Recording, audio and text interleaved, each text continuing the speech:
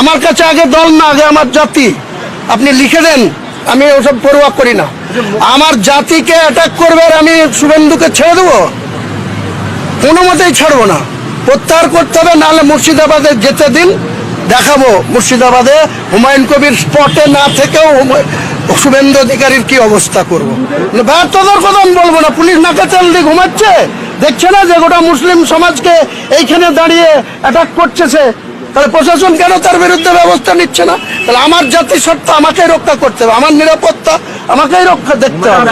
ওনাদের এখানে ডাক্তারদের জন্য প্রেস ওদের বিরুদ্ধে বলার জন্য বহরমপুর থানায় আমার বিরুদ্ধে এফআইআর হয়েছে। কে বলেছে যে মুখ্যমন্ত্রী আমাকে শেল্টার দেয়? অন্যায় করলেই তার প্রশাসন ব্যবস্থা নাই। আজকে কেন প্রশাসন শুভেন্দু অধিকারীর বিরুদ্ধে একটা জাতিগত অ্যাটাক করছে, আমাকে কেন আমার জাতির জন্য এত চিৎকার করতে হবে? সমস্যা হচ্ছে এটা 14 বছরের নিচে গরুকে বলি দেওয়া যাবে না, তথা কুরবানি দেওয়া যাবে না। আপনি 14 বছরের নিচের গরুকে নিয়ে গিয়ে চাষ করতে পারেন না, দুধ দুইতে পারেন না, বাড়িতে পুষতে পারেন না। ওদের বিরুদ্ধে অভিযোগ করা দরকার। সমস্যা হচ্ছে মানুষ অভিযোগ করছে না, চুরির অভিযোগ করা দরকার। নিয়ে নিচ্ছে, চুরি করে নিচ্ছে। তো দেখুন, বলি আমাদের কুরবানিটাকে কোনো বলি বলা হয় না, এটা ত্যাগ। যদি স্পেসিফিক রাজ্য সরকারের হোম ডিপার্টমেন্ট বা কোনো জনসাধারণদের কন্ট্রোল করার জন্য কোনো নির্দেশিকা বেরায়, তো আমার মনে হয় বলিটার সঙ্গে কুরবানিটাকে যোগ করা বা কম্পেয়ার করা মোটেই উচিত হবে না। সব ঠান্ডা হয়ে যাবে।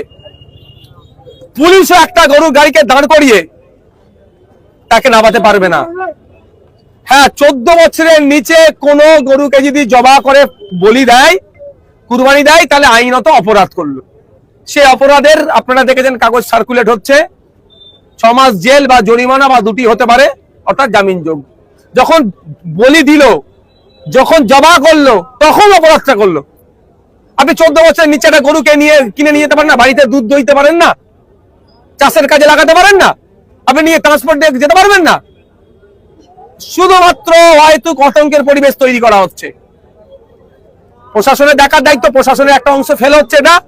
তবে আমি মিডিয়ার মাধ্যমে সাধারণ মানুষকে বলবো, যদি এই ধরনের কোনো সমস্যার সম্মুখীন হয়, সেই পুলিশ হোক আর কোনো বিজেপি নেতা নেত্রী হোক আর সাধারণ মানুষ হোক, তার বিরুদ্ধে থানায় কমপ্লেন করুন। কমপ্লেনের কাগজ আমাকে দিন, আমি উচ্চতর নেতৃত্ব অফিসারদের সাথে কথা বলে প্রয়োজনে কোর্টের দ্বারস্থ হবো। এই কুরবানি নিয়ে রীতিমতো সংখ্যালঘু সমাজে, মুসলিম সমাজের মধ্যে একটা আতঙ্ক তৈরি হয়েছে। ইভেন্ট আপনার বিধানসভা ভাঙড়ের মানুষের মধ্যে, কোন ভাঙড়ের মানুষকে বলবো কোনো আতঙ্কিত হওয়ার দরকার নেই। প্রথম ভাঙড়ের মানুষকে বলবো, কিসের আতঙ্ক? কুরবানি দিতে পারবে কি পারবে না? পারবে না। কেন পারবে না? কোন জায়গা বলেছে কুরবানি দিতে পারবে না? কে বলেছে? কে বলেছে কুরবানি দিতে পারবে না? একটা নিয়ম আছে, নিয়মে এখন মেলা গেলে আপনি আমি আবদ্ধ। এবারে এই নিয়মটাকে ভাঙতে হবে, গণতান্ত্রিক প্রক্রিয়ায় কি করতে হবে তার জন্য চ্যালেঞ্জিং জায়গা, শর্ট পিরিয়ড।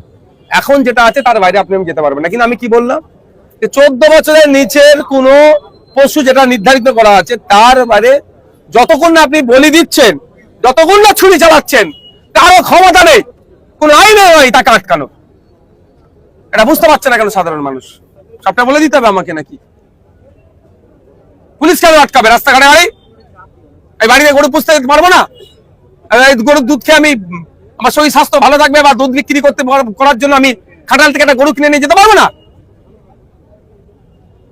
কথা বলতে হবে তো। লাইভ চালান যেখানে আটকাচ্ছে, যে আপনি আমার গরুটা আটকালেন কেন? আমি গরুটা পুষার জন্য নিয়ে যাচ্ছি। যখন ছুরি চালাবে, যখন বলি দেবে, অপরাধ তখন করবে 14 বছরের নিচে হলে। মুসলিমদের কাছে নির্দেশিকা বেরাইলেও সেই নির্দেশিকা ইমপ্লিমেন্ট করা অত্যন্ত স্পর্শকাতর। কারণ যে কোনো ধর্মীয় ভাবাবেগে যদি কোনো সরকার আঘাত করে, তাহলে তাকে মূল্য দিতে হবে। না, একটা কথা হচ্ছে যে সামনে তো বকরি ঈদ, হ্যাঁ, এবং এই আশঙ্কাটা অনেকেই করছিলেন যে প্রকাশ্য করবে কেন? প্রকাশ্য করার তো কোনো দরকার নেই। প্রকাশ্য যদি বলির কথা বলেন, জামালপুর বর্ধমান ডিস্ট্রিক্টের বাবাস্থান বলে, সেখানে প্রকাশ্য বলি হয়। ভেড়া, ছাগল, অনেক কিছুই বলি হয়। সেটার ক্ষেত্রে মিন করছে না মুসলমানদের বকরির যেটা কুরবানি ত্যাগ, সেই ত্যাগকে মিন করছে। আগামী দিনে 28 তারিখেই তার প্রমাণ হয়ে যাবে। আমার মনে হয় রাজ্য সরকার এত বড় কোনো ভুল করবেন বলে আমার মনে হয় না, কারণ মুসলমানদের 1456 বছর আগে থেকে যেমন নামাজ বাধ্যতামূলক, তেমনি প্রতি বছর চাঁদ ওঠে বকরিদের।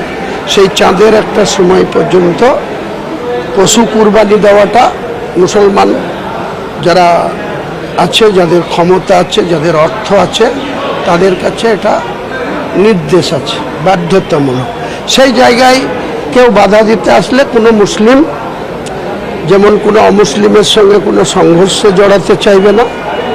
পাশাপাশি তাদের পবিত্র কুরবানি, ঈদুল জোহা, ঈদুল আজহা, একটা ঈদের নামাজকে 1 মাস ব্যাপী ঈদের নাম রোজার পরে যেটা বলা হয় ঈদুল ফিতর, খুশির ঈদ, আর 2.5 মাস পরে ঈদের ঠিক 2.5 মাস পরে চাঁদ উঠলে যেটা বলা হয় কুরবানি বা ঈদুল আজহা।